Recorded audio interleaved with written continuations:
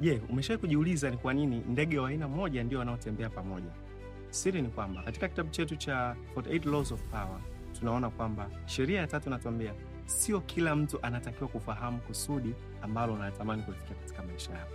Tunaona kwamba kuna msemo unaosema kwamba usimwage mchele penye kuku wengi, kwa sababu kuna kuku wanaweza kala huo mchele.